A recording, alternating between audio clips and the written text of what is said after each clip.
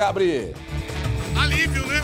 A gente, não merece estar de novo na Série B. Sofrimento total, né? Assim, o pesadelo na vida do cruzeirense de voltar à Série B ia ser complicado demais. Respira aliviado, torcedor celeste, depois do apito final. Mas antes da bola rolar, o clima era outro. O psicológico do Botafogo não tá bom, vai ser um jogo difícil, acho que vai buscar um empate. O Botafogo, lutando para voltar a sonhar com o título, tentava.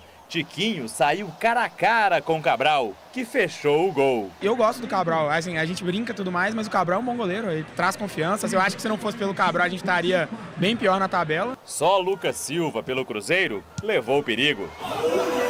Um primeiro tempo ruim para o torcedor. Sofrido pra caramba, como todos os jogos do Cruzeiro esse ano. A gente podia não ter caído na 36ª, na 35ª, na 34ª. Deus queira que a gente não caia nessa. Tudo bem, tranquilo. O Cruzeiro não caindo, tá de boa. O Cruzeiro tá mal, então tá difícil. É mais fácil você pôr outro time. De fato, a situação não estava boa. Na melhor chance do segundo tempo, o Arthur Gomes chutou muito mal. Não vou comentar isso não, porque isso foi demais da conta. Os anúncios dos gols da rodada iam aliviando o clima. Afinal, fora do Engenhão, tudo deu certo para o Cruzeiro. No Independência, o Coelho saiu atrás, mas conseguiu virar a partida contra o Bahia. Despedindo da torcida, Luizito Soares marcou na vitória contra o Vasco. E para fechar, na Arena da Baixada, o Furacão bateu o Santos por 3-0. Com a combinação de resultados, o Cruzeiro está garantido na Série A do Campeonato Brasileiro. Mas agora a pergunta fica, e quarta-feira? Ganha do Palmeiras para ajudar o rival? Nunca! Eu fico muito feliz com a vitória, mas se o Cruzeiro perder também não vou ficar triste, que o título não é do Atlético. E aí, amigão, pode ganhar com a diferença de saldo é gigante, né? Pode ganhar, que a diferença de saldo é muito grande, então 1-0 eles vão conseguir fazer 7 gols, não, então tá tranquilo. Vamos vencer o Palmeiras, o Atlético não vai ser campeão, nós vamos pegar a Sul-Americana, é isso aí. Vamos com calma, eu acho que a gente atingiu essa meta e o objetivo é a gente ser o mais competitivo possível para atingir esse objetivo com o Palmeiras. É muito cedo para falar, a gente tem que tomar essas decisões de forma criteriosa.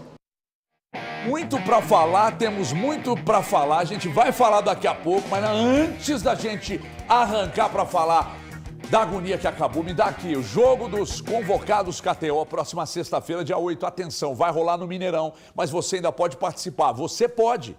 Você tem mais de 18 anos, quer jogar com a gente no Mineirão na próxima sexta-feira?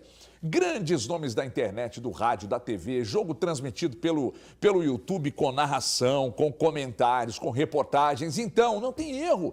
KTO.com, acessou KTO.com, aí você vai lá, faz o cadastro, tem que ter mais de 18 anos. Faz o cadastro. Quando você fizer o cadastro, você, no cupom, vai te pedir o cupom, você coloca lá, Jogo KTO. Cupom Jogo KTO. E aí depois é só torcer para ser um dos 10 convocados para jogar na próxima sexta-feira.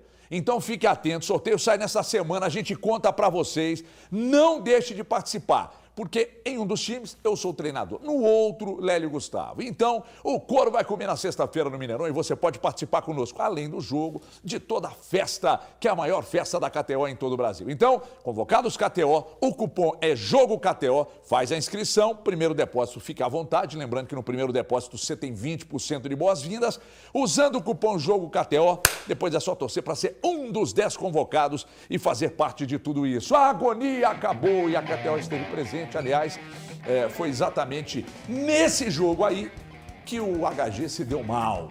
Se deu mal, porque no montante eu coloquei vitória do Cruzeiro. Não foi vitória, mas é como se tivesse sido. Agora, acabou a agonia, o Cruzeiro nem precisou vencer o time, que é o maior ramelão da história do futebol brasileiro, porque o São Paulo, o América, deu uma mãozinha do outro lado.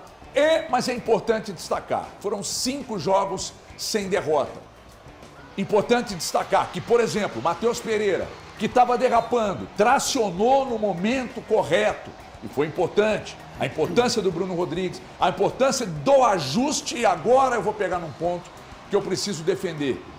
E aí eu estou tirando como exemplo exatamente o que acontece no rival. Se no rival funcionou a dobradinha, Filipão, Lucas Gonçalves, no Cruzeiro funcionou a dobradinha, Paulo Autuori, Fernando Seabra. O time se mostra mais organizado e só esbarra para mim na questão técnica. E a questão técnica é problema da direção, que precisa entender que o Cruzeiro não pode entrar numa competição sem que eles coloquem dinheiro e montem um time muito melhor do que o montado na temporada, que quase, por muito pouco, cai para a segunda divisão. Valu! Ufa, Valu! Buenas tardes, muchacho! Boa tarde para você, Elton Dolabella, Thiago e também nossos telespectadores. Como disse bem um torcedor ali, né? A agonia do cruzeirense acabou neste ano de 2023. Cruzeiro nesse recorte de campeonato de 6 jogos em que ele precisava de ser melhor do que os outros adversários, né? Do que Vasco, Bahia e Santos. Ele acabou sendo melhor. Além do resultado também do América, temos que destacar que com a derrota do Vasco para o Atlético Paranaense, esse um pontinho que o Cruzeiro fez, independente do que acontecesse no jogo do América, mesmo se o Bahia vencesse o América também, o Cruzeiro com esse um pontinho mais a derrota do Vasco, o Cruzeiro também estaria garantido na Série A 2024. É importante dizer, o Ronaldo colocou no Twitter que o objetivo foi alcançado. Você pode olhar para isso que aconteceu com o Cruzeiro neste ano de 2 formas. Apenas olhando o resultado dentro de campo e o objetivo alcançado de acordo com o Ronaldo, que diz que agora o Cruzeiro vai em busca do copo meio cheio, obviamente se referindo à Sul-Americana, inclusive os atletas falando a respeito disso, que é um objetivo traçado. Você pode olhar apenas para o fato do Cruzeiro ter conquistado isso, ou também ter olhar para outras coisas que aconteceram e como isso aconteceu. É o famoso, os fins justificam os meios. Eu acho que o Cruzeiro tem que olhar muito, e principalmente o torcedor do Cruzeiro. Eu vou fazer questão aqui, e aí podem me chamar de pessimista. Nossa, esse Valu falando disso num dia que o Cruzeiro conseguiu se garantir na elite do futebol, porque eu acho necessário algumas coisas que aconteceram na direção de futebol, escolhas que o Cruzeiro fez completamente errada. O Cruzeiro termina um jogo, por exemplo, para garantir a sua permanência, sem nenhum atacante de referência. E eu não vou achar isso absolutamente normal em uma gestão que se diz tão profissional e antenada. Outra coisa, outras questões, o sócio-torcedor esse ano foi abandonado pela direção. Então, assim, o cruzeirense, ele respira aliviado neste momento. Mas a forma que foi construída essa temporada de 2023, ou alguém acha normal 4 técnicos em uma temporada? Então tem muita coisa para ser dita, mas acho que de uma forma geral não existe um cruzeirense que não esteja feliz no dia de hoje por conta do alívio. Mas porque dentro da reconstrução seria uma destruição absurda, um novo rebaixamento nesse ano de 2023. Thiago Fernandes, buenas tardes, muchacho. Eu falei no Jogo Aberto agora há pouco, e entendo que o torcedor está certo, ele tem que comemorar mesmo, ele tem que tirar onda mesmo. Mas a gente precisa aqui não tirar os olhos daquilo que levou o Cruzeiro a só se salvar na penúltima rodada do Campeonato Brasileiro. Eu até imaginei que isso fosse acontecer na última, mas aconteceu na penúltima e o Cruzeiro então está garantido, com possibilidade até de entrar numa Sul-Americana e até de pegar uma grana ao final da competição. E vai enfrentar um Palmeiras que, convenhamos, já é campeão brasileiro. Isso pode até facilitar os planos, não estou dizendo que vai, dizendo que pode pegar um Palmeiras um pouco mais leve em campo. Não estou dizendo que vai também não, tá? Pode. Agora, não podemos tirar os olhos dos problemas, Thiago. Eles precisam ser destacados. O Cruzeiro não pode ser um centro de recuperação de atletas que não deram certo em outros clubes. O Cruzeiro não pode ser como um banco, onde você olha para a planilha, olha para a movimentação e esquece daquilo que é o principal produto, que é exatamente o futebol. E o Cruzeiro não pode abrir mão do povo azul e branco. Porque quanto mais distante a instituição ficou do time, mais o time sentiu. Quando a instituição se aproximou, o time respondeu. Boa tarde. Boa tarde, HG, amigos aqui ao meu lado, pessoal de casa.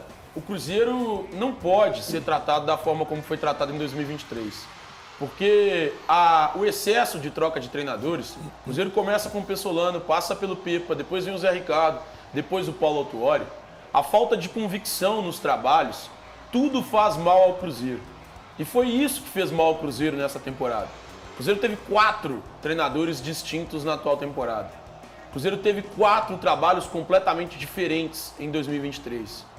E isso é responsabilidade, para mim, da diretoria. Eu até fiz alguns elogios à montagem do elenco, especialmente no início do ano. Eu ainda os mantenho, eu acho que as apostas feitas em janeiro foram interessantes, mas as contratações de julho, elas não são boas. As contratações no decorrer da temporada, à exceção do Matheus Pereira, elas não deram certo. E aí, com o campeonato já rodando, era mais fácil identificar o que era um problema nesse time do Cruzeiro. O Cruzeiro tinha necessidade urgente de contratar um homem-gol.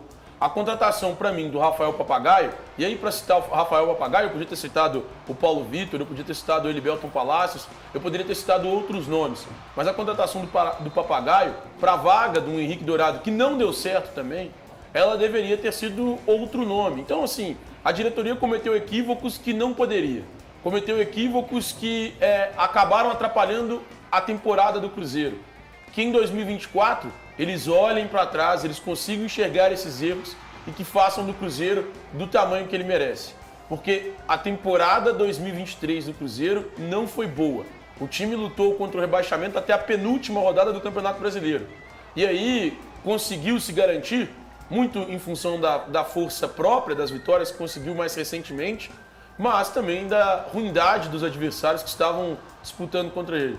Então que essa diretoria coloque a mão na consciência e consiga repensar o trabalho para a próxima temporada, porque o 2024 do Cruzeirense precisa ser muito melhor. E, Odola, o Cruzeiro vai precisar passar por uma remodelação muito pesada para a próxima temporada. Ano que vem o Cruzeiro não tem adiantamento de cota. Tem um monte de coisas referentes ao elenco que o Cruzeiro precisa cuidar. Agora, eu disse uma coisa no meu canal e vou repetir aqui. Não acho nenhum absurdo. A não ser que o Cruzeiro traga um treinador de ponta, eu manteria Autuori como diretor técnico e manteria o Fernando Seabra. Ah, Everton, mas aí você está indo contra o que você mesmo prega, que o Cruzeiro não é um clube de teste. Peraí, nós estamos falando de um treinador com muita rodagem, muita experiência e de um outro que vem da base que faz um trabalho de excelência. A mesma coisa se aplica lá no Atlético, com uma diferença. O Lucas Gonçalves dá o suporte por fora, o Filipão fica na margem do gramado. No Cruzeiro, quem fica ali atrás é o Paulo Autuori, o Fernando Seabra assume ali na margem do gramado. Acho que seria talvez um bom passo para começar a próxima temporada, mas gostaria de ouvir seu comentário sobre esse posicionamento. Boa tarde. Boa tarde, Everton, companheiros, pessoal de casa. O Cruzeiro, na verdade, esse teste que você falou, ele mais ou menos foi feito já agora nessa reta final, né? Nessa dobradinha com o Paulo Autuori.